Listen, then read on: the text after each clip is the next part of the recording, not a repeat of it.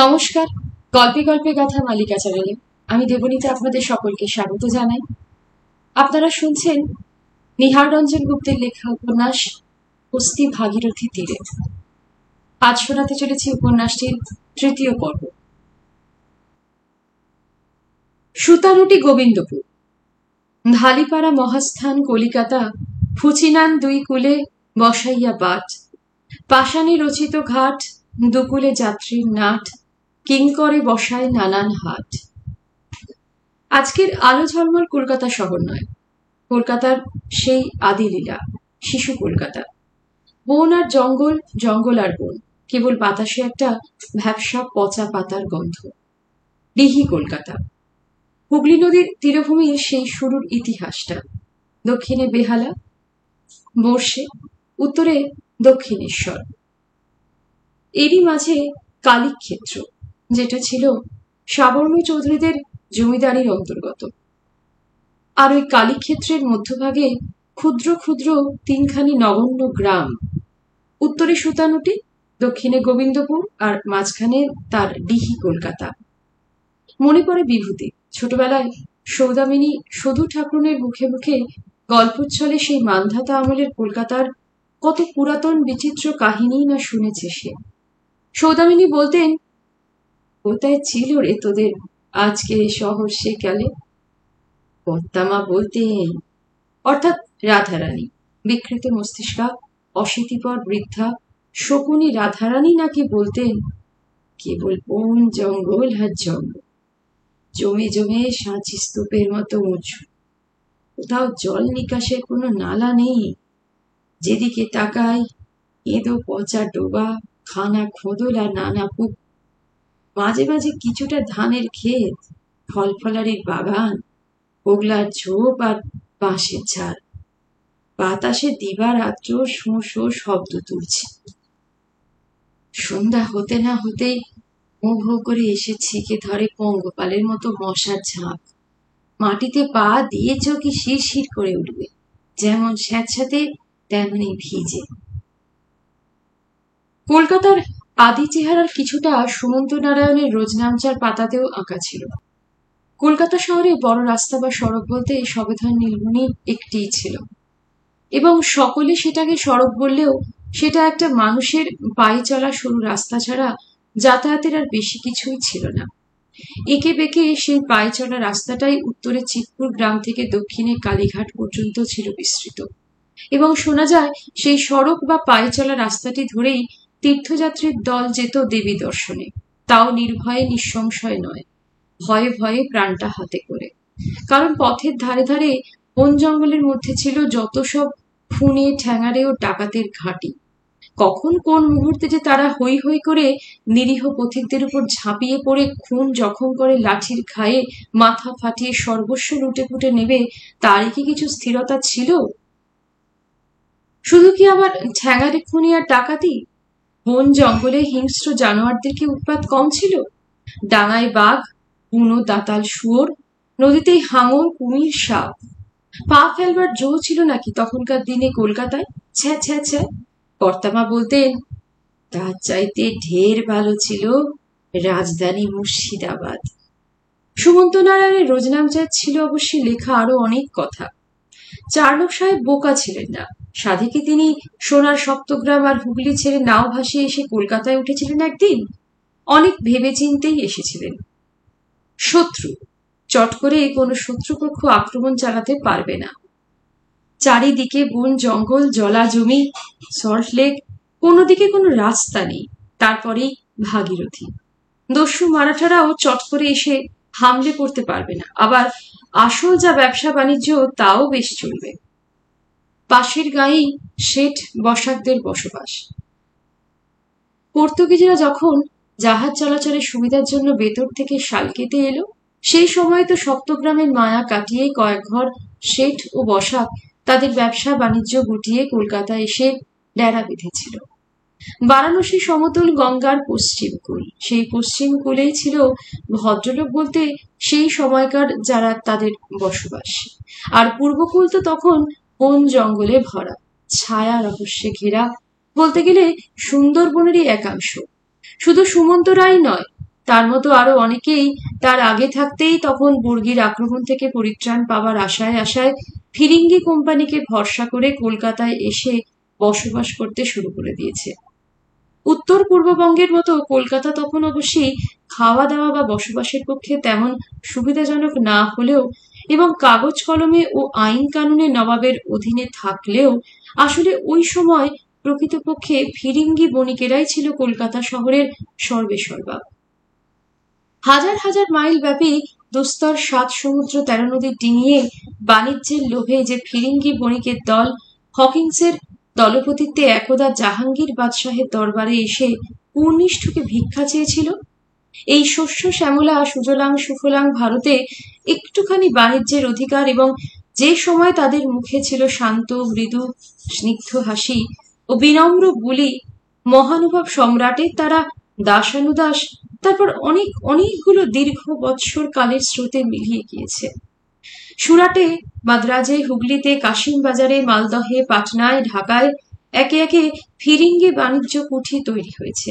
বিশেষ করে বাংলায় হুগলিতে ফিরিঙ্গিদের ব্যবসা ভরা দিঘির মতো কানায় কানায় টলমল হয়ে উঠছে। ক্রমশ সুতানুটির হাট হয়ে ওঠে জমজমাট।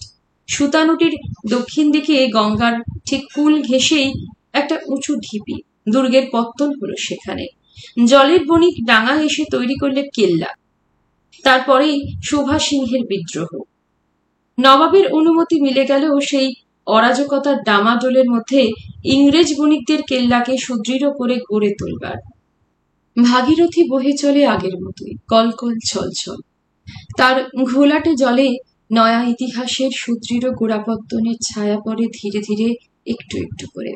শুধু বাণিজ্যের সুবিধার আত্মরক্ষার জন্যই কেল্লা নয়, সাবর্ণ চৌধুরীদের কাছারি বাড়ি হল ইস্ট ইন্ডিয়া কোম্পানির সেরেস্তা। প্রথমে ছিল ভাড়া নেওয়া, কিন্তু তাতে বড় অসুবিধা, অতএব ফিরিঙ্গি কোম্পানি সেটা কিনে নিল। তারপর ক্রমশ শুরু হলো মাটি ক্রয়, জমিদারি একটু একটু করে। কাজে কাজেই কলকাতার জমিদার তখন ফিরিঙ্গিরা। তারা তাদের সুবিধা অসুবিধা দেখে গড়ে তুললে ব্যস্ত নয়া কলকাতা শহর এক। তাছাড়া ফৌজদার বা নবাবের চেলা চামুন্ডাদের নিত্য নূতন অত্যাচার নেই। ফিরিঙ্গিরা জোর করে ঘরের সুন্দরী বউ ঝিদের ছিনিয়ে নিয়ে যায় না, দেনার দায়ে জোর করে খ্রিস্টানও করে না।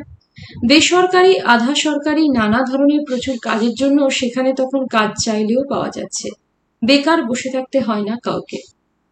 সবচাইতে বড় কথা, বর্গীর আক্রমণ থেকে রক্ষারও মস্ত আশ্রয়স্থল ফিরিঙ্গি বণিক জমিদার। তাদের সৈন্য সামন্ত, কেল্লা, বন্দুক, কামান, গোলাগুলি, কত হাতিয়ার আছে। তাই অনেক ভেবেচিন্তে চলে এসেছিল সুমন্ত নারায়ণ রায় সেদিন কলকাতায়, রাজধানীর মায়া কাটিয়ে। রাত্রে এই ঘাটে এসে নৌকার নোঙর ফেলেছিলেন সুমন্ত রায়, কিন্তু নামেননি। পরের দিন প্রত্যুষে কলকাতার মাটি স্পর্শ করলেন। সামনে ওই ফিরিঙ্গিদের চারপাশে ইটের গাঁথনি তোলা কেল্লা, আর ওই যে নোঙরেশ্বর শিবের মন্দির। মন্দির ঘাটে নেমে প্রথমেই পুজো দিলেন সুমন্ত নারায়ণ নোঙরেশ্বরের মন্দিরে। কিশোরী রাধারানীও অবগুণ্ঠনের ফাঁকে সকৌতুক দৃষ্টিতে এদিক ওদিক তাকিয়ে তাকিয়ে দেখছিল। এই কলকাতা, কিন্তু কোথায় আশ্রয় নেবেন সুমন্ত নারায়ণ? গোবিন্দপুরে এক প্রকার তখন ঠাঁই নেই বললেও চলে। বাসিন্দাতে ভরে গিয়েছে চারিদিক। বড় বাজার অঞ্চলেও ন স্থানম তিলোধারণ। আর ফিরিঙ্গি সাহেব পাড়াতে দেশি কালা আদমিদের জন্য প্রবেশ নিষেধ। কেনারাম অর্থাৎ কিনু চাটুর্যকে পূর্ব থেকেই চিনতেন সুমন্ত নারায়ণ। হাটখোলায় তারই সঙ্গে গিয়ে দেখা করলেন সুমন্ত নারায়ণ। আশ্রয় দিন চাটুর্য মশাই, যেখানে হোক একটু। পরিবারবর্গ নিয়ে চলে এলাম এবারে আপনাদেরই আশ্রয়ে, বলে চাটুর্যের পা দুটো একেবারে দু হাতে জড়িয়ে ধরলেন তিনি। হ্যাঁ, বেশ বেশ, মৃদু হেসে কিনু চাটুর্য মশাই বললেন, জায়গা হবে বই কি, সবই তাঁর ইচ্ছা, হরি ব্রহ্ম। শহরের ক্রমবর্ধমান আশ্রয়ের চাহিদায় তখন পূর্ব দিকের জঙ্গলের আদিবাসীদের ঠেলে দিয়ে কলকাতার নবাগতদের দল বাগবাজার, হাটখোলা, কুমারটুলি, জোড়াবাগান ও জোড়াসাঁকো প্রভৃতি স্থানে ভাগীরথীর কূলে কূলে বসত বাটি তুলে বসবাস করছে। আপাতত হাটখোলাতে কিনু চাটুর্য মশাইয়ের গৃহেই উঠলেন সুমন্ত নারায়ণ। দিন সাতেক বাদে চাটুর্য মশাই সুমন্ত নারায়ণকে বললেন, চলো হে সুমন্ত, তোমাকে রাজদর্শনটা করিয়ান। রাজদর্শন? তা বই কি, গোবিন্দ মিত্তির মশাই প্রাতঃস্মরণীয় ব্যক্তি। কথাটা মিথ্যে নয়। সুতানুটি অঞ্চলে সর্বাপেক্ষা ধনী ও নামকরা ব্যক্তি হচ্ছেন গোবিন্দ মিত্তির মশাই সে সময়। কিছুকাল ইংরেজ বণিক কোম্পানির অধীনে ব্ল্যাক জমিদার ছিলেন। সেই সময় নানা উপায়ে মিত্তির মশাই প্রচুর অর্থ সঞ্চয় করেছিলেন। শুধু কি পয়সার প্রাচুর্যেই একজন গণ্যমান্য ব্যক্তি হয়ে উঠেছিলেন গোবিন্দ মিত্তির মশাই? তা নয়, ইংরেজের দরবারে ও কাউন্সিলেও তার তখন প্রচুর প্রতিপত্তি। কর্মতৎপরতায়ও মিত্তির মশাই প্রসিদ্ধ। তিনি প্রথম গোবিন্দপুর থেকে বাস উঠিয়ে সুতানুটিতে এসে বসবাস শুরু করেন। স্বনামে বেনামিতে নানা ধরনের ব্যবসা, বাজারগুলো ইজারা নেওয়া, জমি বিলি ইত্যাদি। কিনু চাটুর্যের ইঙ্গিতে সুমন্ত নারায়ণ একেবারে সাষ্টাঙ্গে প্রণিপাত করে মিত্তির মশার সামনে দাঁড়িয়ে বললেন, একটু আশ্রয় চাই। মিত্তির মশাই তখন বাইরে বেরোবেন বলে প্রস্তুত হয়েছেন। সঙ্গে হুঁকা বর্দার সরকার ও মোসাহেবের দল। হুঁকা বর্দারের হাতে হুঁকা, রূপালী জড়িতে মোড়া নলটা মিত্তির মশাইয়ের হাতে। মধ্যে মধ্যে সুগন্ধি তাম্রকুটের ধোঁয়া ছাড়ছেন, হাতে সোনার ছড়ি। লোকটি কে, ঠাকুর মশাই? মিত্তির মশাই কিনু চাটুর্যকে ঠাকুর মশাই বলে সম্বোধন করতেন। আগে আমার আত্মীয়। কথাটা অবশ্যই মিথ্যাই বলছিলেন কিনু চাটুর্যে। একটু আশ্রয় দিতে হবে হুজুরকে। আচ্ছা, সন্ধ্যার পর কাল একবার আসবেন বলে মিত্তির মশাই বের হয়ে গেলেন হাতের সোনার ছড়িটা ঘোরাতে ঘোরাতে। সুমন্ত নারায়ণকে নিয়ে অতঃপর ঘুরিয়ে ঘুরিয়ে সব কিনু চাটুর্যে দেখাতে লাগলেন। বিরাট অট্টালিকা, অট্টালিকার লাগোয়াই একেবারে 9টা চূড়াওয়ালা গোবিন্দ মিত্তিরের প্রতিষ্ঠিত নবরত্নের মন্দির। একসময় চুপি চুপি ঘুরে ঘুরে সব দেখতে দেখতে সুমন্ত নারায়ণ কিনু চাটুর্যকে জিজ্ঞাসা করেন, আচ্ছা চাটুর্য মশাই, মিত্তির মশাইয়ের হাতে যে ছড়িটা দেখলাম, ওটা কি সত্যি সত্যি সোনার তৈরি নাকি? নিশ্চয়ই, আগাগোড়া সোনা দিয়ে বাঁধানো। ওই তো প্রসিদ্ধ গোবিন্দ মিত্তিরের ছড়ি। তারপরেই ছড়াটা কাটলেন। বনমালী সরকারের বাড়ি, গোবিন্দ মিত্রের ছড়ি, জগৎ শেঠের করি, উমি চাঁদের দাড়ি। বনমালী সরকারটি কে চাটুর্য মশাই? আর একটু এগিয়ে চলো না, দেখবে এখন সরকারের প্রাসাদ। ওই কুমারটুলিতেই। আগে পাটনায় কমার্শিয়াল রেসিডেন্সের দেওয়ান ছিলেন, এখন কোম্পানির ডেপুটি ট্রেডার, মস্ত ধনী। আরে উমিচাঁদ নাকি? আরে ওই তো আমাদের শিখ বণিক উমাচরণ, নবাব দরবারে ওর খ্যাতি প্রতিপত্তির কথা শোনোনি? হাটখোলা অঞ্চলে নিজের জমি থেকে প্রায় 1.25 বিঘে জমি নিষ্কর দান করলেন গোবিন্দ মিত্তির কি জানি কি ভেবে সুমন্ত নারায়ণ রায়কে তার বসত বাটি তৈরি করে বসবাস করবার জন্য, এবং সেই সঙ্গে নিজের সুন্দরী কাঠের ব্যবসায় সরকার নিযুক্ত করে দিলেন। বিচক্ষণ কর্মঠ ও পরিশ্রমী সুমন্ত নারায়ণ দেখতে দেখতে 1 বৎসরের মধ্যেই যেন নিজের ভাগ্যের চাকাটা আবার ফিরিয়ে নিলেন। বলতে গেলে নিঃস্ব কপর্দক্ষিণ অবস্থাতেই কলকাতা শহরে এসে পা দিয়েছিলেন সুমন্ত রায়। গোবিন্দ মিত্তির মশাইয়ের অনুগ্রহে জমি পেয়ে প্রথমে সেখানে তুললেন মাটির বাড়ি। তারপর ক্রমশ সুন্দরী কাঠের ব্যবসায় যখন বেশ 2 পয়সা উপার্জন হতে লাগলো, ভাঙা সংসার ও ঘরকে নতুন করে আবার ধীরে ধীরে সাজিয়ে গুছিয়ে তুলতে মন দিলেন। পুরুষ সিংহই ছিলেন সুমন্ত নারায়ণ রায়। একাদশে বৃহস্পতির যোগ চলছে তখন তার। সংসারে তো মাত্র কটি প্রাণী, তিনি নিজে, কিশোরী স্ত্রী রাধারানী, বিধবা আশ্রিতা সুরধুনী, চণ্ডাল বালক কালীচরণ আর জনা 2 ভৃত্য ও দাসী। সংসারের যাবতীয় কাজ সুরধুনীই করে, রাধারানীকে কিছুতেই হাত দিতে দেয় না। দেখতে দেখতে আরো একটি বৎসর কালের স্রোতে মিলিয়ে গেল। জলের বণিকদের নতুন ইতিহাস ধীরে ধীরে রচিত হচ্ছে ডাঙায়। ভাগীরথীর তীরভূমিতে শনৈ শনৈ নতুন এক শহর কলকাতা সরগরম হয়ে উঠছে। নানা দিক থেকে নানা শ্রেণীর লোক এসে শহরে ভিড় জমাচ্ছে। বর্গীর হাঙ্গামায় অনেক দেশ উচ্ছন্নে গেলেও সাক্ষাৎভাবে ইংরেজ বণিকদের কোনো ক্ষতি হয়নি বলতে গেলে, এবং পূর্ববঙ্গের অবস্থাটা ভালো ছিল বলেই বোধহয় বাংলাদেশে ইংরাজ বণিকদের কাজ কারবার বর্গীর ডামাডোলের মধ্যেও বন্ধ হয়নি বা ক্ষতিগ্রস্ত হয়নি।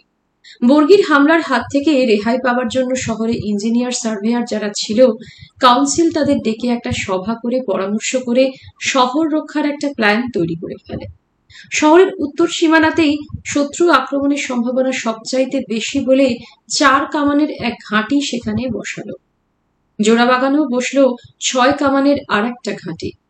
জোড়াসাঁকোয় 3 কামানের, এবং সে সময়কার সাহেবপাড়া লালবাজারে 3 কামানের এক ঘাঁটি, আর গোবিন্দপুর ও কলকাতার মাঝামাঝি 4 কামানের একটি ঘাঁটি।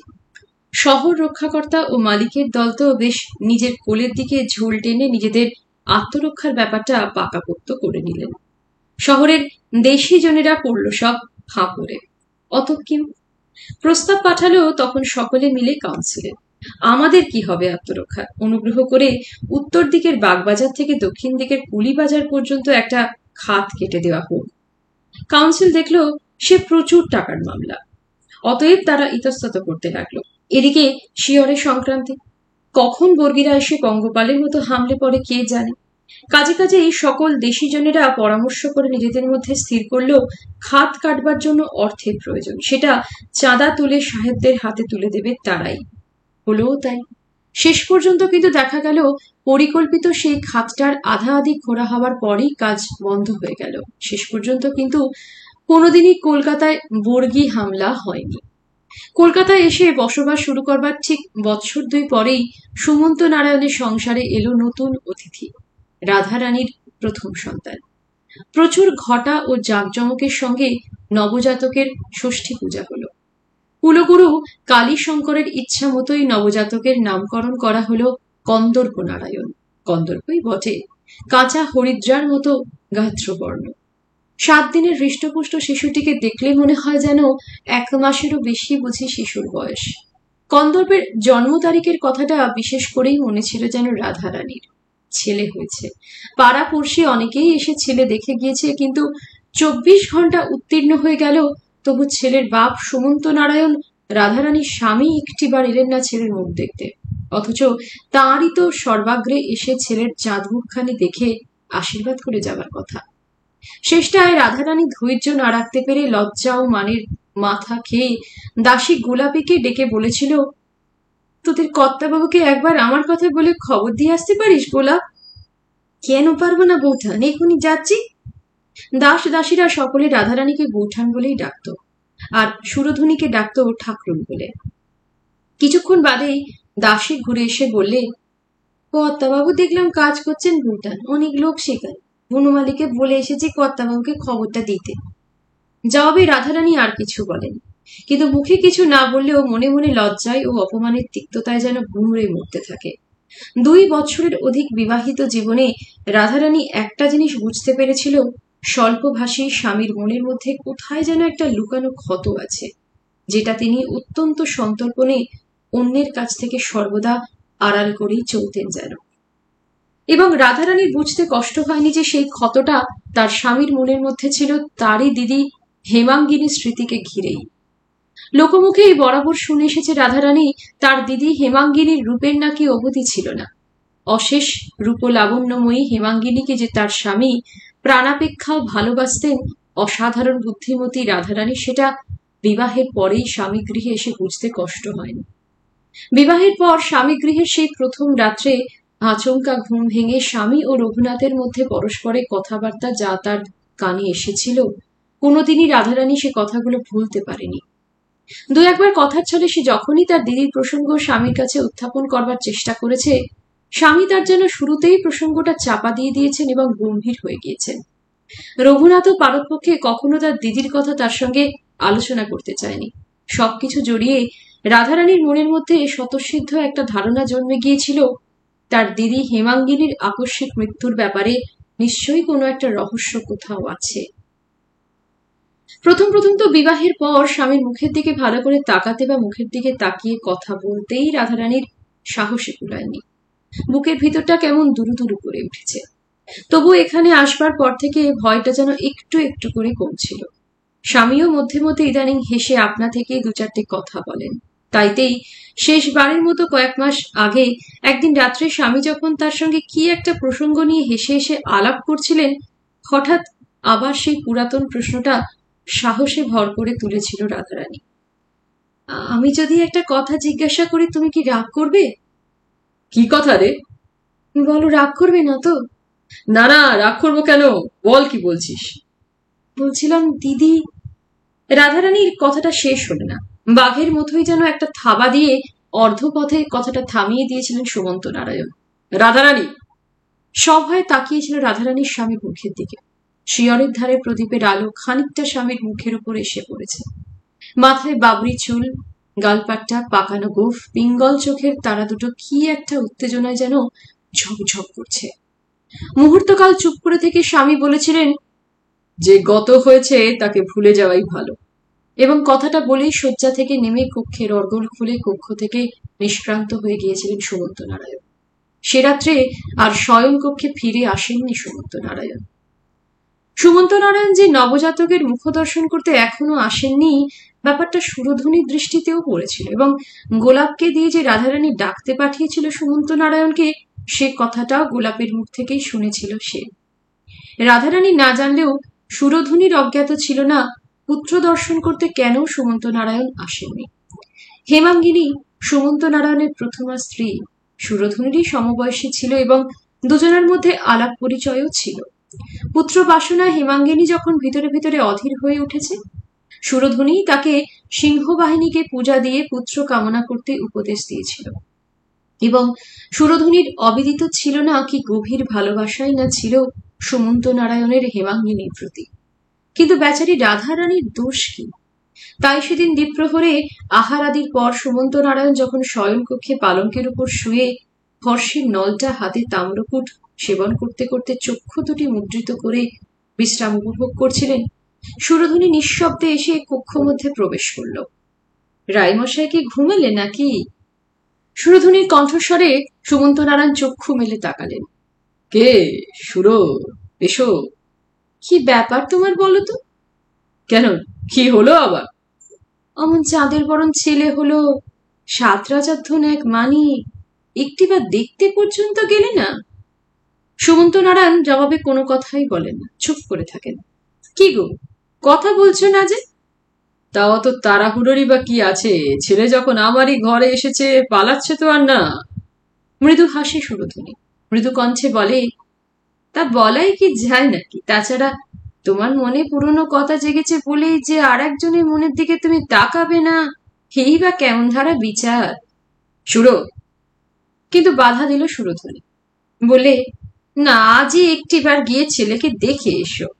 তোমাকে দুধ পাঠিয়েছে বুঝি? না, দুধ পাঠাবে কেন, উনি হলো কথাটা, তাই বলতে এলাম। পরের দিনই প্রত্যুষে সুমন্ত নারায়ণ আতুর ঘরের দরজার সামনে গিয়ে ডেকেছিলেন, এ গোলাপি, দাইকে বল ছেলেকে বাইরে নিয়ে আসতে। প্রভুর আহ্বানে গোলাপি নবজাতককে এনে সুমন্ত নারায়ণের সামনে ধরেছিল। সুর মিথ্যে বলেন, সত্যি চাঁদের মতো শিশু। মুহূর্ত পলক মাত্র পুত্রের, নিজের ঔরসজাত সন্তানের মুখের দিকে তাকিয়ে হাতের চকচকে সোনার বাদশাহী মোহর 10টা ছেলের বুকের উপর আলগোছা ফেলে দিয়ে মুখ ঘুরিয়ে স্থান ত্যাগ করে চলে গিয়েছিলেন সুমন্ত নারায়ণ। ফিরেও আর তাকাননি। আতুর ঘরের শয্যায় শুয়ে শুয়ে নিষ্পলক দৃষ্টিতে দেখছিল ব্যাপারটা রাধারানী। কিছুই তার নজর এড়ায়নি। বস্তুত অন্য কোনো কারণে নয়, সুরধুনির সেদিনকার সে কথাগুলো উপেক্ষা করতে পারেননি সুমন্ত নারায়ণ। সুরধুনির সঙ্গে সুমন্ত নারায়ণের সম্পর্কটা যে ঠিক কি ছিল সেটা কেউ কোনোদিন জানতে পারেনি। বাইরে থেকে চাক্ষুষ ওদের পরস্পরের আচার ব্যবহার ও কথাবার্তায় যেটুকু প্রকাশ পেত, সেটা এত অস্পষ্ট যে তা থেকে কোনো কিছু সঠিক ধারণা করে নেওয়া কারোর পক্ষেই সম্ভব ছিল না। সুমন্ত নারায়ণ ও সুরধুনি পরস্পরের সঙ্গে তুমি সম্বোধন করেই কথাবার্তা বলতো। এবং একটা ব্যাপার যা কারো কাছে অস্পষ্ট ছিল না, সেটা হচ্ছে রায়কর্তার উপরে সুরধুনির যে একটা রীতিমতো আধিপত্য আছে সেটাই। পরবর্তীকালে রাধারানী নিজেও দেখেছে, যেখানে সুমন্ত নারায়ণ জগদ্দল পাথরের মতো কঠিন অনর, সেখানেও সুরধুনির একটি মাত্র কথাতেই সুমন্ত নারায়ণ রাজি হয়ে গিয়েছেন। স্বল্পভাষী ও চাপা প্রকৃতির লোক হলেও তার ক্রোধটা ছিল ভয়াবহ। একবার ক্রুদ্ধ হলে তার সামনে দাঁড়াবার কারো সাধ্য হতো না, কিন্তু সে ক্রোধও যেন নিমেষে নির্বাপিত হয়ে যেত। সুরধুনি একটিবার সামনে এসে দাঁড়িয়ে যদি বলতো, কি এত চেঁচামেচি কেন, মাথা নিচু করে একপাশে সরে যেতেন সুমন্ত নারায়ণ, যেন ধুলো পড়া সাপের মতোই। অথচ মাত্র একটি দিন ছাড়া সুরধনী যতদিন রায়বাড়িতে ছিল, কখনো মনে পড়ে না রাধারানীর সুরধনীর সঙ্গে তার স্বামীর কোনো দিনের বা কোনো মুহূর্তের জন্য এমন কোনো ব্যাপার দেখেছে যা থেকে সে ক্ষুণ্ণ হতে পারে বা লজ্জিত বা অপমানিত বোধ করতে পারে স্ত্রী হিসাবে। অথচ নারী মন দিয়েই রাধারানী বুঝত তার স্বামী ও সুরধনীর দুটি মনের মধ্যে কোথায় একটি অদৃশ্য সেতু রয়েছে, যে সেতু পথে তাদের মনের গোপন দেওয়া নেওয়াটা অক্ষুণ্ণ রয়েছে। তাতেই মনের মধ্যে রাধারানীর একটা জ্বালা চিরদিন তাকে যেন দগ্ধে দগ্ধে মেরেছে, যে জ্বালা নিভাতেও পারেনি এবং যে জ্বালার কথা কাউকে কোনোদিন মুখ ফুটে জানাতেও পারেনি। বিশেষ করে স্বামী বা সুরধনী দুজনের একজনকে কোনোদিনই সে অভিযোগ জানাতে পারেনি রাধারানী। নারী মনের এই হিংসা যে কি, যে নারী ভুক্তভোগী সেই একমাত্র বুঝি জেনেছে। ভিতরের কথা না জানলেও বাইরে যে সুরধনীর একটা প্রচন্ড পরিবর্তন এসেছিল বর্গির হাতে ধর্ষিতা ও লাঞ্ছিতা হবার পর থেকেই, সেটা এতটুকু অস্পষ্ট ছিল না কারো কাছেই। যে সুরধনী হেসে ছাড়া কথা বলতো না, দিবারাত্র তাম্বুল চর্বণে যার ওষ্ঠ দুটি সর্বদা লাল হয়ে থাকতো, সে তাম্বুলও যেমন ত্যাগ করেছিল, তেমনি হাসতেও বুঝে ভুলে গিয়েছিল। মাথায় তৈল পর্যন্ত দেওয়া বন্ধ করেছিল, কালো পাড় শাড়িও আর ব্যবহার করতো না, তৈলহীন রুক্ষ কেশভার পৃষ্ঠবেপে ছড়িয়ে থাকত। সাদা থান পরিধানে সমস্ত চেহারা ও বেশভূষায় যেন একটা বৈরাগ্যের শান্ত সমাহিত বেদনা, অকপট রিক্ততা। কথায় কথায় সুরধনী সে হাসিও আর ছিল না, কৌতুক প্রিয়তাও ছিল না, হাসতে যেন সে ভুলেই গিয়েছিল। তবু তবু যেন রাধারানী সুরধনীকে এতটুকু সহ্য করতে পারত না, এবং সর্বাপেক্ষা আশ্চর্য হচ্ছে সহ্য তাকে না করতে পারলেও ব্যবহারে বা কথায় বার্তায় সেটা প্রকাশ করবার যেন এতটুকু সাহসও হয়নি কোনোদিন তার। এমন একটা নিরবিচ্ছিন্ন গাম্ভীর্যের গৌরবে সর্বদা নিজেকে সুরধনী সমস্ত সংসারের মধ্যে সর্ব ব্যাপারে জড়িত রেখেও নিজের চারিদিকে একটা স্বাতন্ত্র্যের সুকঠিন গণ্ডি টেনে রেখেছিল, যেখানে প্রবেশ করবার কারো বুঝি সাধ্যই ছিল না, এমনকি সুমন্ত নারায়ণেরও না। এবং সুরধনীর সেই ব্যক্তি স্বাতন্ত্র্যের কাছে সকলকেই মাথা নিচু করতে হতো। মাত্র একটি রাত্রে একটি ব্যাপারে রাধারানীর চোখে পড়েছিল। সেও অনেক দিন পরে। কন্দর্প নারায়ণ তখন 7 বছরের বালক, রাধারানীর বয়সও তখন বেড়েছে। হঠাৎ এক রাত্রে ঘুম ভেঙে গিয়েছিল রাধারানীর মচমচ একটা শব্দে। প্রথমটায় ঘুমের চোখে বুঝতে পারেনি, পরে বুঝতে পারলে যখন দেখলো তার স্বামী শয্যা থেকে নেমে নিঃশব্দে কক্ষ থেকে নিষ্ক্রান্ত হয়ে যাচ্ছে। এত রাত্রে কোথায় যাচ্ছেন স্বামী তার? সহজাত নারী মনের কৌতূহল। রাধারানীও নিঃশব্দে স্বামীকে অনুসরণ করেছিল সে রাত্রে। কক্ষের সামনেই অলিন্দ। মধ্যরাত্রে ম্লান চাঁদের আলো অলিন্দ পথে এসে পড়েছে। এখানে ওখানে খানিকটা আলো, খানিকটা ছায়া, আলো ছায়ার লুকোচুরি। সেই আলো ছায়ার ভিতর দিয়ে নিঃশব্দে একটা ছায়া মূর্তির মতো উত্তরের পোতার ঘরটির দিকে এগিয়ে চলেছেন সুমন্ত নারায়ণ, রাধারানীর স্বামী। ওদিকে কেন যাচ্ছেন এত রাত্রে তার স্বামী? উত্তরের পোতার ওই কক্ষেই তো থাকে সুরধনী। এতদিনে তবে কি সত্য সত্যই রাধারানী ওদের পরস্পরের গোপন সম্পর্কের ব্যাপারটা জানতে পারল? কি এক অস্বাভাবিক উত্তেজনায় রাধারানী বুকের ভিতরটা ঢিপ ঢিপ করে। ভয় যে হয় না তাও নয়, তবু কৌতূহলেরই হয় জয়। রাধারানী নিঃশব্দে তার স্বামীকে অনুসরণ করে চলে। টুক টুক টুক। সুরধনীর কক্ষের বন্ধ দুয়ারে মৃদু সাংকেতিক করাঘাত করলেন সুমন্ত নারায়ণ। ছি ছি, কি ঘেন্না! তাহলে সত্যিই স্বামী তার এই বিধবা একদা বর্গী কর্তৃক ধর্ষিতা গোয়ালার মেয়েটির গোপন প্রেমাভিলাষী? ছি ছি, এ দৃশ্য চোখে দেখবার পূর্বে তার মৃত্যু হলো না কেন? কান্নায় চোখের দৃষ্টি ঝাপসা হয়ে আসে। ঠিক সেই সময় বন্ধ দরজা কপাট দুটো খুলে গেল, আর চাঁদের আলোয় স্পষ্ট দেখতে পেল রাধারানী দুয়ার ধরে দাঁড়িয়ে সুরধনী।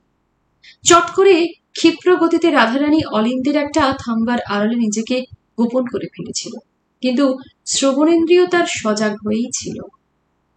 কি ব্যাপার এত রাত্রে?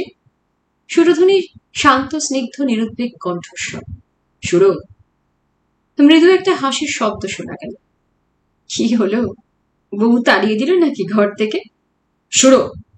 কি? তোমার সঙ্গে আমার কিছু কথা আছে, ঘরে চলো।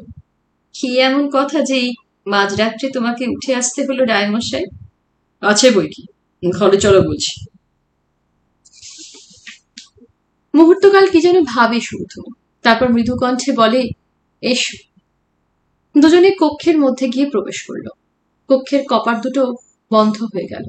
পা টিপে টিপে রাধারানী দেওয়াল ঘেঁষে কক্ষের অলিন্দমুখী খোলা জানলাটার সামনে গিয়ে কান পেতে দাঁড়ালো, কিন্তু কিছুই তো শোনা যায় না।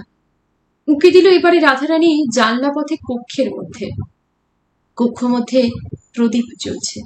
সেই প্রদীপের ম্লান আলোয় রাধারানী দেখতে পায় সুরধনী শয্যার উপরে বসে, আর তার স্বামী সুমন্ত নারায়ণ তার সামনে দাঁড়িয়ে। সুরধনী ওর মুখের দিকে তাকিয়ে নিঃশব্দে। কই, কি বলবে বলছিলে? তুমি আমার সঙ্গে ইদানিং এখানে আসা অব্দি এরকম ব্যবহার করছো কেন? মৃদু হাসিতে উদ্ভাসিত হয়ে ওঠে সুরধনীর মুখখানি, এবং পরক্ষণেই স্মিত কণ্ঠে বলে, কেন, কি ব্যবহার করলাম আবার তোমার সঙ্গে রায়মশাই? কি বলতে চাইছি আমি তুমি কি তা বুঝতে পারছো না সুরো? ওই কথা। দেখো সুরো, তোমার সবকিছু আমার সহ্য হয়, কিন্তু এই অবহেলা, ইচ্ছাকৃত এই অমনোযোগিতা, এসব কি বলছো? না না, সত্যি বলছি, আমার একেবারে অসহ্য হয়ে উঠেছে। অভাগিনী সুরধনীকে তুমিও যদি না বুঝবে তো আর কে বুঝবে রায়মশাই? বাষ্পরুদ্ধ হয়ে আসে যেন সুরধনীর কণ্ঠস্বর। না না, সহসা উঠে দাঁড়ান সুমন্ত নারায়ণ। যাও, ঘরে যাও, ছেলে মানুষই করো না। ঘরে একা ঘুমোচ্ছে রাধারানী। তবে কি বুঝবো সুরো যে অতীতের সেই তুমি? সহসা প্রদীপের আলোয় রাধারানী দেখল সুরধনীর দু চোখের কোলে জল এসে গিয়েছে। সে কান্না ঝরা সুরে বলে, না না, হে উচ্ছিষ্ট দেহ, দেব পূজার আর এর কোনো অধিকার নেই, কোনো অধিকার নেই। সুরো, না না রায়মশাই, তুমি যাও, তুমি যাও। সুরো, সুরধনী। মুহূর্তের দুর্বলতায় সুরধনীর মধ্যে একটা ভাবাবেগের চাঞ্চল্য আবর্তিত হয়ে উঠেছিল, কিন্তু ততক্ষণে সে সেটা যেন সামলে নিয়েছে। ধীর মৃদু কণ্ঠে এবারে বলে সুরধনী, যাও, ভুলো না তুমি রাধারানীর স্বামী। হেমাঙ্গিনীর ছোট বোন, সে আমারও ছোট বোন। দরজার দিকে এবারে সুমন্ত নারায়ণ এগিয়ে গেলেন। ওই একটি একটি মাত্র রাত। আর কোনোদিন কখনো রাধারানী তার স্বামীর দিক থেকেও যেমন সুরধনীর প্রতি দুর্বলতা দেখেনি, তেমনি সুরধনীর দিক থেকেও কোনো অসংযম দেখেনি তার স্বামীকে কেন্দ্র করে। তবু আশ্চর্য, কোনোদিন যেন সুরধনীকে সহ্য করতে পারেনি। একটা চাপা আক্রোশ যেন চিরদিন তার বুকের নিভৃতের বিশ্বের জ্বালার মতো ফিনিয়ে ফিনিয়ে উঠেছে। কিন্তু কেন, কেন যে আক্রোশ তার সুরধনীর প্রতি, হয়তো নিজের কাছেও সেটা কোনোদিন স্পষ্ট ছিল না রাধারানী। অথচ তার স্বামীর অনুগৃহীতা ফিরিঙ্গি মেয়ে ক্যাথারিন ও নাচনেওয়ালি মুন্নাবাইয়ের জন্য তো কোনোদিন সে বিদ্বেষ রাধারানীর বুকে অমন করে জ্বালা ধরায়নি। শেষের দিকে তো সুমন্ত নারায়ণ রাত্রে শয়নকক্ষে আশায় ছেড়ে দিয়েছিলেন এক প্রকার বলতে গেলে। হয় নিশি তার ভোর হয়ে যেত বন্ধু ইয়ার বক্সিদের নিয়ে বহির্মহলের নাচ ঘরে, নচেত হালসি বাগানে ক্যাথারিনের গৃহে। হালসি বাগানে প্রচুর অর্থ ব্যয় করে সুমন্ত নারায়ণ ফিরিঙ্গি মেয়ে ক্যাথারিনের জন্য এক সুরম্য অট্টালিকা তৈরি করে দিয়েছিলেন পরবর্তীকালে। দাস দাসী জুড়ি গাড়ি সহিস কিছুরই অভাব ছিল না সেই ফিরিঙ্গি রমণীর সুমন্ত নারায়ণের কৃপায়। অথচ সুরধনী যেন ছিল তার চোখের বালি। অতখানি ঘৃণা বুঝি জীবনে কখনো আর কাউকে করেনি রাধারানী। বলতে গেলে যে কয়টা বছর আলিবর্দী বাংলার মসনদে বসেছিলেন, তার বেশিরভাগ সময়টাই মাঠে ঘাটে প্রান্তরে যুদ্ধক্ষেত্রে বর্গীদের পিছনে পিছনে ছুটোছুটি দৌড়দৌড়ি করে বেড়াতে হয়েছিল নবাব সাহেবকে। শেষ পর্যন্ত তার নবাবির দিন প্রায় ফুরিয়ে আসবার মুখে বর্গীদের তেজ ও দাপাদাপিটাও যেন কিছুটা ঝিমিয়ে এলো তোষামোদ ও ঘুষ দিয়ে। যে দেবতা যে মন্ত্রে বা উপাচারে তুষ্ট। ওদিকে আবার বর্গীর হাঙ্গামা মিটল তো শুরু হলো আদরের উচ্ছৃঙ্খল দৌহিত্র সিরাজউদ্দৌলাকে নিয়ে নানান বিভ্রাট। আদর দিয়ে দিয়ে দৌহিত্রটির মস্তিষ্ক একেবারে চর্বণ করেছিলেন নবাব বাহাদুর। উপযুক্ত শিক্ষার অভাবে, অত্যধিক আদর ও প্রশ্রয়ে এবং সেই সঙ্গে অপদার্থ কতগুলো মোসাহেবের নিরন্তর চাটুবাক্যে উচ্ছৃঙ্খল প্রকৃতিটা সিরাজের যে ক্রমশ বেড়েই উঠেছিল তাই নয়, রীতিমতো উদ্ধত হয়ে উঠেছিল তার স্বভাব ও আচরণ। সিরাজ অবশ্যই বিশেষ কোনো ব্যতিক্রম নয়। ওই যুগে লামপট্ট অনাচার নবাব ও তার আত্মীয় বর্গদের চরিত্রের একটা বিশেষত্বই যেন হয়ে উঠেছিল। কাম প্রবৃত্তিকে চরিতার্থ করবার জন্য কোনো প্রকার কুৎসিত জঘন্য কাজই তাদের রুচিতে বাধ্য না। রুচিবোধটা অত্যন্ত নিম্ন স্তরে গিয়ে পৌঁছেছিল। সুজাউদ্দিন সরফরাজ খাঁর পদাঙ্ক অনুসরণ করেছিল সিরাজ। অপদার্থ কতগুলো তোষামোদপ্রিয় সহচর কর্তৃক পরিবৃত হয়ে উচ্ছৃঙ্খলতার যত প্রকার কুক্রিয়া কোনোটাই তার বাদ ছিল না, এবং সর্ব ব্যাপারে দাদু আলীবর্দীর প্রশ্রয় ও দুর্বলের ক্ষমা পেয়ে সেটা ক্রমশ সীমাকেও যেন ছাড়িয়ে গিয়েছিল। কোন প্রকার নিষ্ঠুরতাতেই সিরাজের দ্বিধা বা সংকোচ ছিল না।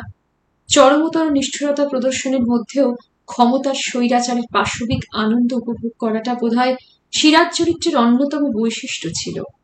নচেত যে জঘন্য কুৎসিত যৌনাচার তার নিত্যক্রিয়ার অন্যতম ছিল, সেই দুষ্কৃতির অপরাধেই হতভাগ্য হোসেন কলি খাঁকে সিরাজের হাতে নিষ্ঠুর মৃত্যুকে বরণ করতে হবে কেন?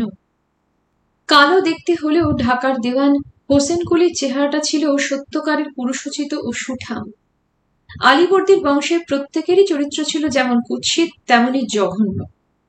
সিরাজের মাতৃসভা নোয়াজিস পত্নী ঘাসেটি বেগম হোসেন কুলির দীর্ঘদিনের প্রেমের পাত্রী। সেই হোসেন কুলি যখন আবার সিরাজ মাতা আকৈশ বেগমের প্রতিও প্রেমাসক্ত হয়ে উঠল, স্বভাবতই ঘাসেটির সহ্য না হওয়ারই কথা। ওদিকে চিরলম্পট সিরাজেরও মাতৃসাজনিত প্রেম ঘটিত ব্যাপারটা নবাব বংশের আভিজাত্যের ও কৌলিন্যের অপমান বলে বোধ হওয়ায় সে হোসেন কুলির ধ্বংস সাধনে তৎপর হয়ে উঠল, এবং অচিরেই একদিন প্রকাশ্য দিবালোকে রাজপথের উপর হতভাগ্য হোসেন কুলিকে টুকরো টুকরো করে কাটা হল। ক্ষমতার স্বৈরাচারের এক ভয়াবহ দৃষ্টান্ত। বাংলার মসনাদের ভাবী উত্তরাধিকারী সিরাজের স্বৈরাচার ও যথেচ্ছাচার একদিকে, অন্যদিকে চলেছে তখন সিরাজ ঘনিষ্ঠ ইকরামউদ্দৌলার এক অপগণ্ড শিশুর নামে মসনাদ অধিকারের এক গোপন কুৎসিত চক্রান্ত ঘাসেটি বেগম ও রাজা রাজবল্লভের দলবলের মতিঝিল প্রাসাদের নিভৃত কক্ষে। রাজবল্লভ পুত্র কৃষ্ণবল্লভ পিতার পরামর্শ মতো কলকাতায় গিয়ে আশ্রয় নিয়েছেন ওয়াটস সাহেবের সুপারিশে। চারিদিককার এই ডামাডোলের মধ্যে অবশেষে কলকাতায় সংবাদ এলো, দীর্ঘ 2 মাস রোগশয্যায় শুয়ে থেকে 1756 10 এপ্রিল তারিখে ভোর 5টায় কলমা আওরাতে আওরাতে মোহাম্মদ জং বাহাদুর আলীবর্দী খাঁ 80 বৎসর বয়সে দেহত্যাগ করেছেন। খুশবাগে তার মায়ের কবরের পাশেই তাকে সমাধিস্থ করা হয়েছে। আর ঠিক বোধহয় সেই সঙ্গেই ভাগ্যলক্ষ্মী তার সহাস্য আননখানি ফিরিয়ে তাকালেন ইংরাজ বণিকদের প্রতি।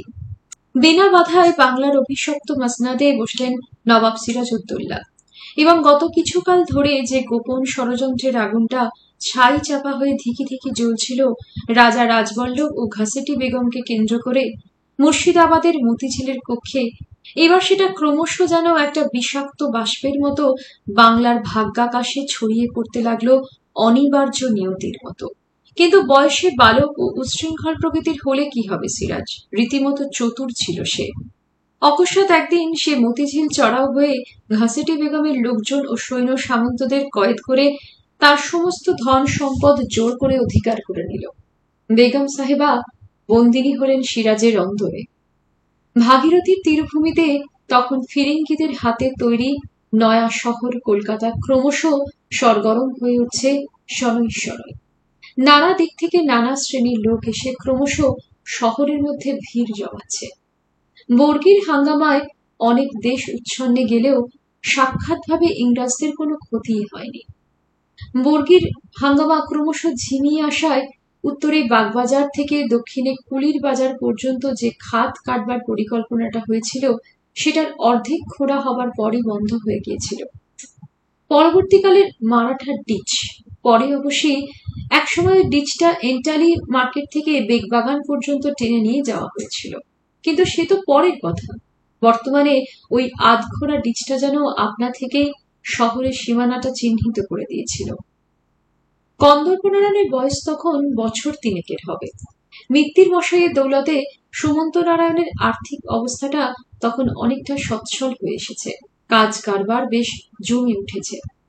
সামান্য মেটে খড়ের বাড়ি ক্রমশ ইটের গাঁথুনিতে কিছুটা কিছুটা পাকা হয়ে উঠেছে। আভিজাত্যের পলেস্তারা লাগছে রায় ভবনের দেওয়ালে দেওয়ালে। ভবিষ্যৎ রায়দের বুলবুলাও ও গৌরবের বীজটা অঙ্কুরিত হচ্ছে শনৈ শনৈ। চতুর সুমন্ত নারায়ণ ইতিমধ্যেই শহরের গণ্যমান্যদের সঙ্গে কিছু কিছু আলাপ ও দোস্তি পাতিয়েছেন। বিশেষ করে ফিরিঙ্গি কোম্পানির কাউন্সিলে যাদের প্রতিপত্তি ছিল তাদের নজরানা দিয়ে ও তোষামোদ করে করে। লাল টুপি প্রতিপত্তি একদিন যে সত্যিকারের আশ্রয়স্থল হবে সেটা সুমন্ত নারায়ণ বুঝতে পেরেছিলেন। কয়েকদিন ধরেই শহরে একটা থমথমে ভাব দেখা দিয়েছে, চারিদিকে একটা চাপা ফিসফিসানি, কেমন যেন একটা আতঙ্কের আভাস। সন্ধ্যার দিকে গিয়েছিলেন সুমন্ত নারায়ণ গোবিন্দ মিত্তিরের বহির্মহলের আড্ডায়। সেখানেই ব্যাপারটা জানতে পারলেন। নবীন নবাব সিরাজ নাকি একেবারে ক্ষেপে লাল হয়েছেন কলকাতার ফিরিঙ্গি কোম্পানির উপরে। কড়া চিঠি এসেছে। ইতিপূর্বে নারায়ণ সিংহের হাতে নবাবের এক জরুরি নির্দেশপত্র এসেছিল কলকাতার ইংরেজ প্রেসিডেন্টের নামে। অন্যায়ভাবে তারা যে কৃষ্ণবল্লভকে আশ্রয় দিয়েছে তাকে অবিলম্বে মুর্শিদাবাদে ফেরত পাঠাবার জন্য। ফেরিওয়ালার ছদ্মবেশে নারায়ণ সিংহ কলকাতায় এসেছিল এবং উমিচাঁদের গৃহে গোপনে আশ্রয় নিয়েছিল। কিন্তু তদানীন্তন গভর্নর সে সময় কলকাতায় উপস্থিত না থাকায় উমিচাঁদ তখনকার কলকাতার শহর কোতোয়াল ও জমিদার হলওয়েলের কাছে নিয়ে গিয়েছিল তাকে। পরের দিন যখন গভর্নর ড্রেক কলকাতায় ফিরে এলেন তার কাছে নারায়ণ সিংহকে উপস্থিত করা হলো। কিন্তু দুর্ভাগ্য, নারায়ণের দৌত্যের ব্যাপারটা ফিরিঙ্গি কোম্পানি একেবারেই আমলে দিলেন না। তারা ভাবলে বুঝি সবটাই উমিচাঁদের একটা কারসাজি। কারণ উমিচাঁদ ওই সময় ফিরিঙ্গি কোম্পানির নেক নজরে না থাকায় তারা মনে করলো উমিচাঁদ ওইভাবে একটা জাল পত্র খাড়া করে আবার বুঝি তাদের নেক নজরে পড়তে চায় নবাবের নামে একটা মিথ্যে ভয় দেখিয়ে। অতএব গলা ধাক্কা খেয়ে ফিরে গেল নবাবের প্রেরিত দূত নারায়ণ সিংহ। একই উদ্ধত ফিরিঙ্গিরা তারই আশ্রয় থেকে তার মসনাদে উপবেশন বা অভিষেককে সম্মান জানিয়ে নজরানা বা উপঢৌকন প্রেরণ করেনি বলে একটা অপমান ও আক্রোশের জ্বালা ছিল। তার উপর ফরাসিদের সঙ্গে এক অত্যাসন্ন সংঘর্ষের অজুহাতে শেষের দিকে নবাব আলীবর্দীর অসুস্থতার দরুন অব্যবস্থার সুযোগে ইংরেজরা কলকাতায় তাদের যে ভাঙাচোরা দুর্গটাকে সংস্কার করে নিয়েছিল ও বাগবাজার পেরিং পয়েন্টে দুর্গ প্রাকার ও কেলশাল সাহেবের বাগানের মধ্যে গড়বন্দি সবকিছু মিলে উদ্ধত দাম্ভিক ও চপলমতি তরুণ নবাবের মনে এক প্রচন্ড আক্রোশের আগুন যেন জ্বালিয়ে দিল। আলীবর্দীর সুখের পায়রা হঠাৎ যেন ডানা ঝাড়া দিয়ে পালট খেল এবং পূর্ণিয়া থেকে শওকত জাংকে উৎখাত করবার অভিযানের আগের দিনই কলকাতায় কোম্পানির প্রেসিডেন্টের কাছে এক পত্র প্রেরিত হল নবাবের, দুর্গ ভেঙে ফেল। কিন্তু কি জানি কেন সিরাজ বাহিনী পূর্ণিয়া অভিযানের পথে রাজমহল পর্যন্ত গিয়েই পুনরায় রাজধানীর দিকে মুখ ফেরালো এবং রাজমহলে এসেই নবাবের দূত যে অপমানিত হয়ে ফিরে এসেছে কলকাতা থেকে সংবাদটা নবাবের কানে এলো। কি এত বড় স্পর্ধা ফিরিঙ্গিদের! বহুত আচ্ছা, চলো মুর্শিদাবাদ।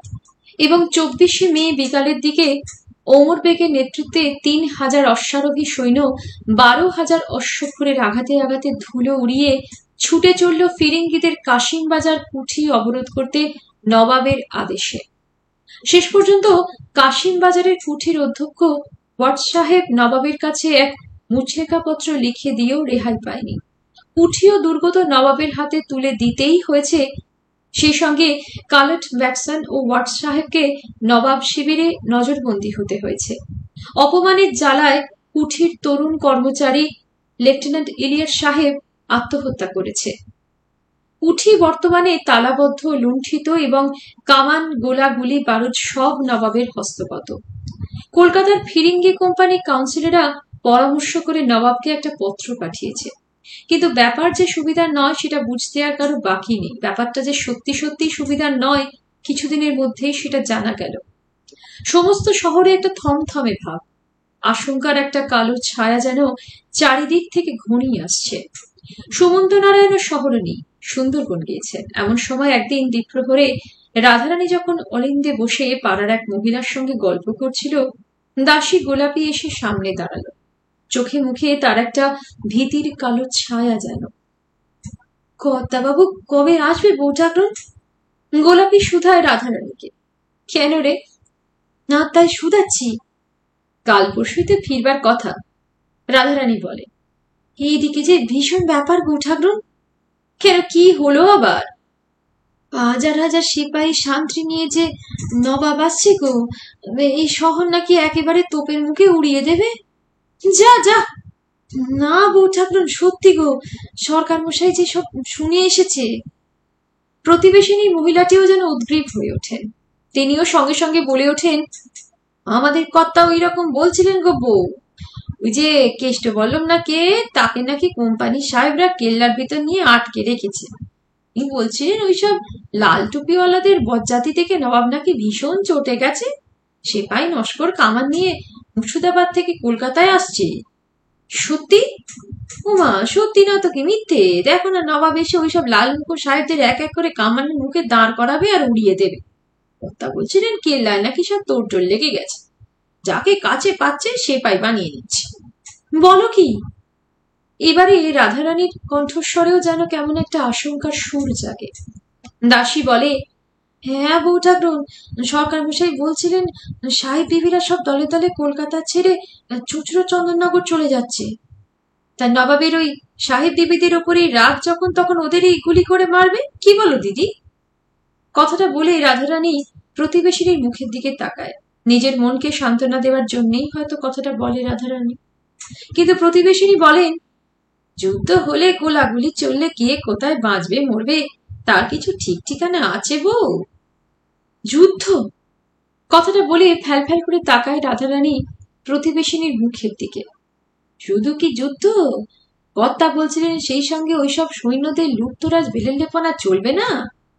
চকিতে মুর্শিদাবাদের সেই ভয়াবহ স্মৃতিটা মনের পাতায় ভেসে ওঠে রাধারানী। সেই বর্গীদস্যুর বেপরোয়া লুণ্ঠন অত্যাচার নিজের অজ্ঞাতেই বুঝি শিউরে ওঠে রাধারানী। পরের দিন ঘটে গেল এক বিষম কাণ্ড।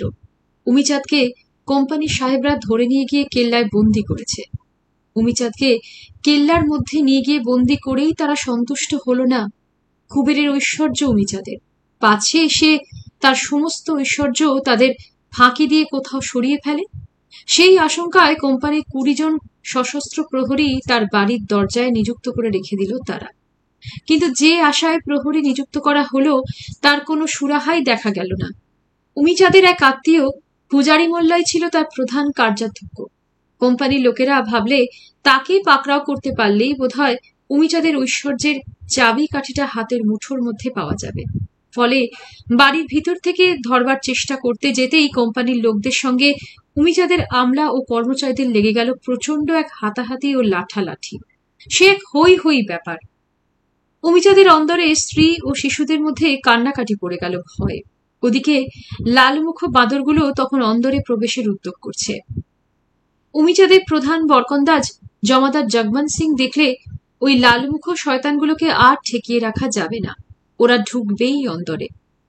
অন্তঃপুরিকাদের লাজ সম্ভ্রম কতকগুলো ম্লেচ্ছ বিধর্মী কুত্তার হাতে লাঞ্ছিত হবে সে বেঁচে থাকতে? না না, তা সে হতে দিতে পারে না। মুক্ত কৃপান হাতে ছুটে গেল অন্দরে জগমন সিং এবং নিষ্ঠুরের মতোই অন্তঃপুরচারিণী ও শিশুদের হত্যা করল একের পর এক। সকলকে হত্যা করে নিজে যখন সেই কৃপান নিজের গলায় বসিয়ে আত্মহত্যা করতে চলেছে, মার মার কাটকাট করে লালমুখ সিপাহীরা ভিতরে এসে ঢুকল। হাতের কাছে যা পেল লুট করে তারা চলে গেল হই হই করতে করতে। আর আত্মহত্যার প্রচেষ্টায় ব্যর্থ আহত জগমন সিং সেই রক্তস্রোতের মধ্যে চারিদিকে ছড়ানো তারই হাতে দ্বিখণ্ডিত প্রাণহীন নারী ও শিশুদের দেহগুলোর দিকে বোবা দৃষ্টিতে তাকিয়ে বসে রইল। পরের দিন সংবাদ এসে পৌঁছালো শহরে। ঝড়ের গতিতে বিরাট বাহিনী সহ নবাব হুগলিতে এসে পৌঁছেছেন। দাবাগ্নির মতোই নবাবের আগমন সংবাদটা চরের মুখে শহরে পৌঁছানোর সঙ্গে সঙ্গেই শহরে যেন হুলুস্থুলু পড়ে গেল।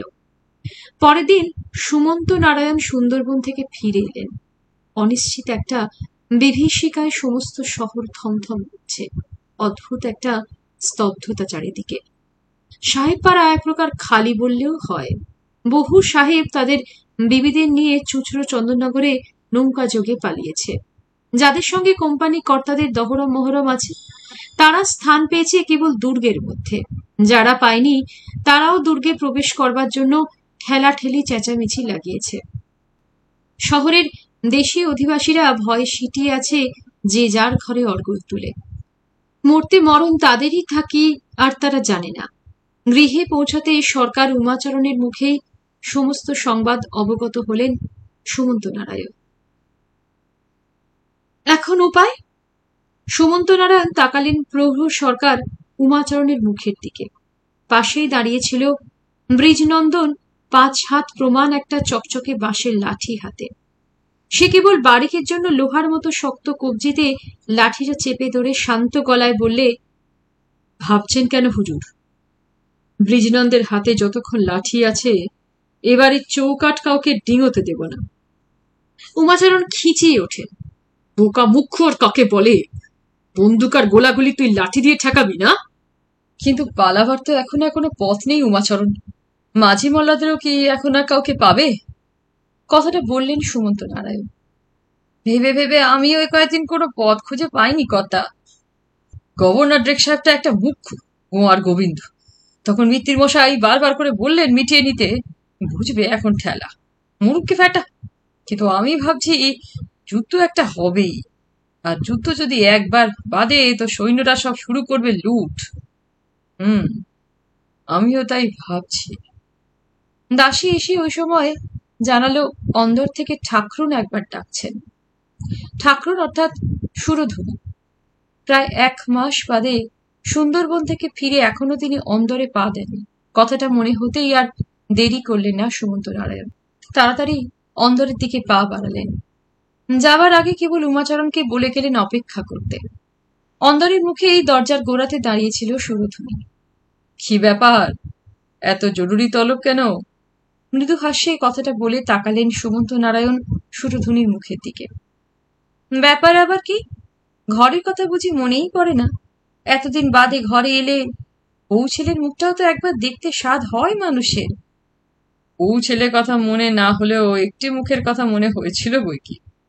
ছি ছি, তুমি কি বলো তো রায় মশাই, মুখে লাগামুখি নেই? তা কি বলবো বলো, মন যাকে অহরহ চায়। থাক থাক, এখন ঘরে যাও। বউয়ের কাল রাত থেকে জ্বর। জ্বর? হ্যাঁ যাও। বলিয়া সেখানে দাঁড়ালো না, তার নিজের কক্ষের দিকে চলে যাওয়ার জন্য পা বাড়ালো সুরধনী। শোনো শোনো সুরো। সুরধনী কিন্তু সেটাকে সাড়াও দিলে না, ফিরে দাঁড়ালো না। বারান্দার থামের আড়ালে অদৃশ্য হয়ে গেল। মুহূর্তকাল সেখানে দাঁড়িয়ে কি যেন ভাবলেন সুমন্ত নারায়ণ। তারপর স্ত্রী রাধারানীর শয়নকক্ষের দিকে অগ্রসর হলেন। কয়েক পা এগোতেই স্ত্রীর শয়নকক্ষের ঠিক কাছাকাছি বারান্দার একধারে কালীচরণ ও তার পুত্র কন্দর্পনারায়ণকে দেখে থমকে দাঁড়ালেন। বাপ মা মরা হতভাগা ছেলেটা ইতিমধ্যে কৈশোরে কোঠা প্রায় ছুঁই ছুঁই করছে। বছর 14 বয়স হতে চলল প্রায়। কিন্তু দেখতে এর মধ্যেই এমন সন্ডাগুন্ডা হয়ে উঠেছে যে কে বলবে 13-14 বছর বয়স ছেলেটার মাত্র। কালো কুষ্টি পাথরে নিটোল দেহের সবটাই যেন প্রায় ভরাট ভরন্ত। 4 বছরের শিশু কন্দর্পনারায়ণকেই বসে বসে খেলা দিচ্ছিল কালীচরণ। কন্দর্পের মতো এই স্বর্ণকান্তি কন্দর্পনারায়ণের। 2 হাতে ধরে দোলাচ্ছিল 4 বছরের বালক কন্দর্পনারায়ণকে কালীচরণ। কিন্তু মনে হচ্ছিল যেন একটা কৃষ্ণবর্ণ সরীসৃপ কন্দর্পকে আষ্টে পৃষ্ঠে পাক দিয়ে রয়েছে। সুমন্ত নারায়ণের পায়ের সাড়া পেয়েই কালীচরণ তাকালো প্রভুর দিকে। সাদা দাঁতগুলো বের করে নিঃশব্দে হাসল। একটা কথা হঠাৎ সুমন্ত নারায়ণের মনে পড়ে গেল। বিবাহের পর মুর্শিদাবাদের গৃহে আসবার মাসখানেক বাদে একদিন রাত্রে তাকে কথাটা বলেছিল রাধারানী। রঘুর ওই ছেলেটা, কালী না কি নাম, ওর চোখ দুটোর দিকে কখনো চেয়ে দেখেছ? কেন রে? আমাদের ভিটেতে একটা বাস্তু কে উঠেছিল, কচিত কখনো কালীভদ্রে দেখা যেত। একবার ভাদ্র মাসের দুপুরে ঘর থেকে বেরিয়ে আঙিনায় নেমেছি, হঠাৎ দেখি সেই সাপটা এঁকে বেঁকে চলেছে আঙিনা দিয়ে খিড়কির দরজার দিকে। ভয়ে একটা অস্ফুট চিৎকার করে দাওয়ার উপরে থমকে দাঁড়াতেই সাপটাও তার চলা থামিয়ে ফনা তুলে ঘুরে দাঁড়ালো আমার দিকে। সাপটার সঙ্গে আমার মাত্র হাত 3 ব্যবধান, কালো কুচকুচে গায়ের রং, ফনাটার উপরে একটা চক্র। আমার দিকে চেয়ে সাপটা ফনা তোলাতে লাগলো। ভয় আমি তখন বোবা হয়ে গিয়েছি, চলবার শক্তিটুকু পর্যন্ত নেই। এক দৃষ্টি চেয়ে আছি সাপের চোখ দুটোর দিকে। জীবনে কোনোদিনও ভুলবো না সে চোখের দৃষ্টি। ওই কালির চোখের দিকে তাকালে মনে পড়ে যায় আমার সেই চোখের কথা। মৃদু হেসে সুমন্ত নারায়ণ বলেছিলেন, পাগলি, যত সব উদ্ভট কথা। ক্ষণিকের জন্য বুঝে অন্যমনস্ক হয়ে গিয়েছিলেন সুমন্ত নারায়ণ। আবার সামনের দিকে তাকাতেই দেখলেন নিঃশব্দে কালীচরণ বারান্দা থেকে নেমে পশ্চিম দিককার ঘরের দিকে চলে যাচ্ছে, আর পুত্র কন্দর্প নারায়ণ তাকে অনুসরণ করছে। নারায়ণ! সুমন্ত নারায়ণ ছেলেকে ডাকলেন। নারায়ণ বলেই সুমন্ত নারায়ণ ছেলেকে ডাকতেন। ছেলে বাপের দিকে ফিরে তাকালো, আর হাত বাড়ালেন ছেলের দিকে সুমন্ত নারায়ণ। কন্দর্প কিন্তু বাপের দিকে এগোয় না, যেমন দাঁড়িয়েছিল তেমনই দাঁড়িয়ে থাকে। চোখে তার কি এক প্রকার ভীত অসহায় দৃষ্টি। সুমন্ত নারায়ণ বড় একটা ছেলের ধারে কাছেও যেতেন না। নিজের কাজকর্ম নিয়ে সর্বদা এত ব্যস্ত থাকতেন যে ছেলেকে আদর করবার সময়ই হতো না কখনো তার। আর হবেই বা কি করে? সেই কোন ভোরে কাকপক্ষী ডাকবার আগে শয্যা থেকে উঠে সোজা গঙ্গা স্নানে চলে যেতেন। ফিরে গিয়ে ঢুকতেন পূজার ঘরে। গৃহদেবতা শ্যামসুন্দরের পূজা সেরে যখন বের হতেন, বেলা তখন প্রায় ৮টা, সাড়ে ৮টা। তারপর 4টি জলপান খেয়ে চলে যেতেন বহির্মহলে। ফিরতেন অন্দরে আবার বেলা 1:30, 2টোয়। আবার বের হতেন 4টে নাগাদ, এবং ভিতরে আসতেন রাত 11টার পর। অতএব পুত্রের সঙ্গে পিতার দেখা হবেই বা কখন? পিতাও যেমন পুত্রের কাছে আসতেন না, পুত্রও পিতার কাছাকাছি যাবার কোনো সুযোগ তেমন পায়নি জীবনে।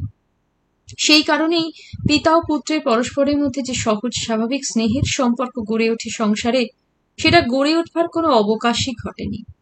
আসল কথা, স্ত্রী, পুত্র, ঘর, সংসার এসবের প্রতি কোনো আকর্ষণই যেন আর ছিল না সুমন্ত নারায়ণের। কেবল ঐশ্বর্য আর ঐশ্বর্য। কেমন করে আবার ভাগ্যের চাকাটা ঘুরিয়ে ইন্দ্রের ঐশ্বর্যকে করায়ত্ত করবেন, এই ছিল তার দিবারাত্রের একমাত্র স্বপ্ন। নেশাও বুঝি বলা যায়। জীবনে যে নারী এনেছিল তার মনে প্রথম প্রেমের স্বপ্ন, যাকে ঘিরে পুরুষ মন তার আনন্দের পাখা মেলেছিল জীবন আকাশে, সেই হেমাঙ্গিনীকে হারিয়ে অবধি নারী মাত্রেই তার আর যেন তেমন কোনো আকর্ষণ ছিল না। কতকটা তাও বটে, আবার অনায়াসলব্ধ যা, হাতের মুঠোর মধ্যে ইচ্ছা করলেই যা যে কোনো মুহূর্তেই পাওয়া যেতে পারে, চিরদিনই সে সবকিছুর উপরে সুমন্ত নারায়ণের আকর্ষণটা যেন কেমন ঝিমিয়ে যেত। ঘরণী ও সহধর্মিণী হয়েও তাই কোনোদিন রাধারানী তার মনের আশ মিটিয়ে যেন স্বামীকে পায়নি। তেমনি স্বামীর প্রতি যে অভিমানের জ্বালাটা তার বুকের মধ্যে গুমড়ে গুমড়ে মরেছে, তারও প্রশমন কোনোদিন হয়নি। কন্দর্প নারায়ণ বাপের দিকে চেয়ে যেমন দাঁড়িয়েছিল তেমনই দাঁড়িয়ে রইল। সুমন্ত নারায়ণ আর ছেলেকে কাছে আসবার জন্য ডাকলেন না, স্ত্রীর ঘরের দিকে পা বাড়ালেন। রাধারানী শয্যার উপর শুয়েছিল। স্বামীর পদশব্দে শয্যার উপর উঠে বসবার চেষ্টা করতেই বাধা দিয়ে সুমন্ত নারায়ণ বলে উঠলেন, থাক থাক। স্ত্রীর শয্যার পাশে এসে দাঁড়ালেন সুমন্ত নারায়ণ। তোর ছেলেকে কাছে ডাকলাম, সে এলো না। স্ত্রীর মুখের দিকে চেয়ে কথাটা বললেন। আসবে কি? কখনো কি কাছে ডেকে আজ পর্যন্ত আদর করেছ? তাই বলে ডাকলে আসবে না? না, শুধু ও কেন, কেউই যেত না। সুমন্ত নারায়ণ কোনো জবাব দেন না স্ত্রীর কথার, কেবল মৃদু একটু হাসেন। বসো না একটু, রাধারানী বলে। বল না, কি বলতে চাস? কেন, আমার শয্যাও কি একটিবারের জন্য বসলে তোমার জাত যাবে? সুমন্ত নারায়ণ সহসা হাত বাড়িয়ে অভিমান স্ফুরিত রোগোত্তপ্ত রাধারানীর গালটা একটু টিপে দিয়ে বললেন, থাকবি। থাক, হয়েছে, বলে গালটা সরিয়ে নেয় রাধারানী। রাধারানীর অভিমানটা ঠিক তার দিদি হেমাঙ্গিনীর মতোই। রাগলে বা অভিমান হলে তার মুখটা ঠিক এমনই রাঙা হয়ে উঠত, এমনই থমথম করত। কিন্তু তফাৎ ছিল একটু, রাগলে বা অভিমান করলে হেমাঙ্গিনী স্বামীকে তার ধারে কাছেও ঘেঁষতে দিত না, সাপের মতো ফোঁস করে উঠত। সত্যি রাগ আর অভিমান হেমাঙ্গিনীর দুটিই ছিল যেন দুর্জয়। কিন্তু রাধারানীর রাগ বা অভিমান তার দিদি হেমাঙ্গিনীর মতো হলেও এবং 2-4বার হাত ঠেলে সরিয়ে দিলেও শেষ পর্যন্ত কেন না জানি সে আত্মসমর্পণ না করে পারত না স্বামীর কাছে। সুমন্ত নারায়ণ সেটুকু জানতেন বলেই নিশ্চিন্ত মনে প্রসঙ্গান্তরে চলে গেলেন। বললেন, শুনলাম যুদ্ধ করতে আসছে শুনে তুই নাকি খুব ভয় পেয়ে গিয়েছিস। কে বললে? কেন, বলবার লোকের অভাব আছে নাকি? তা জানি, এ বাড়িতে বানিয়ে 10টা মিথ্যে বলবার লোকের অভাব নেই, কিন্তু তাদের তুমি বলে দিও জুজুর ভয় নেই রাধারানীর। সে তার দাদুর কাছে শুধু শাস্ত্রপাঠই নেয়নি, লাঠি ধরতেও শিক্ষা করেছে। কথাটা মিথ্যে বলেনি রাধারানী। শাস্ত্র পাঠের সঙ্গে সঙ্গে সত্যিই সে তার দাদু সার্বভৌমের কাছে লাঠি চালনা শিক্ষাও পেয়েছিল। ভয় বস্তুটা তার চিরদিনই একটু কম ছিল। কিন্তু সুমন্ত নারায়ণ হেসে বললেন, তাই বুঝি বীরাঙ্গনা বর্গীর ভয় সেদিন ঘরের দোরে খিলেটে বসে বসে কেঁপেছিল? আগে না মশাই, সেজন্যে নয়। তবে কি জন্য রে? শয়তানগুলো একসঙ্গে যদি হুড়মুড় করে ঘরে ঢুকে আমার ইজ্জত নষ্ট করত, কতক্ষণই বা তাদের সঙ্গে যুঝতে পারতাম, সেই দুশ্চিন্তাতেই তো। দরজায় খিল তুলে বসেছি, তা বেশ করেছি। কিন্তু হ্যাঁ রে, এতই যদি তোর সাহস, তো একা গঙ্গা স্নান করতে যেতেই বা পারিস না কেন? আর কোথাও বেরুতে হলে এক গলা ঘোমটাই বা টেনে দিস কেন? ওমা, তাও জানো না বুঝি? দাদু তো বলতেন ওটাও যুগের প্রয়োজন। সম্পূর্ণ শেখানো বুড়িটাই আউড়ে যায় রাধারানী। দাদু হরিহর সার্বভৌমের কাছেই তার শোনা কথাটা। আগেকার দিনে বাংলাদেশের কুলো ললনারা স্বচ্ছন্দ বিহারিণী ছিলেন। ঘোমটার বালাই ছিল না মুখচন্দ্রিমার উপরে। ওটার প্রচলন হয়েছে নবাবী আমল থেকে। নবাব, বাদশাহ, উমরাহ মুসলমান রাজকর্মচারীদের লোলুপ দৃষ্টিপথ থেকে নিজেদের সতীত্ব, নারীত্ব ও মর্যাদাকে বাঁচাবার জন্যই এক প্রকার বাধ্য হয়ে কুলকামিনীদের মুখচন্দ্রিমার উপরে টেনে দিতে হয়েছিল সেদিন অবগুণ্ঠন। কিন্তু তাতেও কি রেহাই আছে? অবগুণ্ঠনের রহস্য আরও তাদের দৃষ্টিকে লোলুপ করে তোলে। রাধারানীর অকাট্য যুক্তির বিরুদ্ধে আর কোনো প্রতিবাদ জানাতে পারেন না সুমন্ত নারায়ণ। তা সে রাধারানীর শেখানো বুলিই হোক বা অন্য কিছুই হোক। রাধারানী আরো বলে, তোমাদের পুরুষগুলোর মতো হ্যাংলা আছে নাকি? অল্প বয়সের মেয়ে ছেলে দেখলেই সাপের মতো তাকাবে। তাই বুঝি? আর তোরা মেয়েরা একেবারে নির্লোভ নিষ্পাপ, কাম জিনিসটা একেবারে জয় করে বসে আছে চিরদিনের মতো। মনের মতো পুরুষ দেখলে তাকাস না তোরা, না রে? বহুদিন বাদে সুমন্ত নারায়ণ যেন কেমন রহস্যপ্রিয় হয়ে ওঠেন। রাধারানীও তার শরীরের অসুস্থতার কথাটা যেন ভুলে যায়। কিন্তু তাদের আলাপে ছেদ পড়ল। সুরধুনী এসে ওই সময় ঘরে ঢুকল। কি ব্যাপার বলো তো রায় মশাই? স্নান আহ্নিক করে মুখে কিছু দিতে হবে না? না, হ্যাঁ হ্যাঁ, দিতে হবে বই কি। তাছাড়া একবার মিত্তির মশাইয়ের ওখানে যেতে হবে।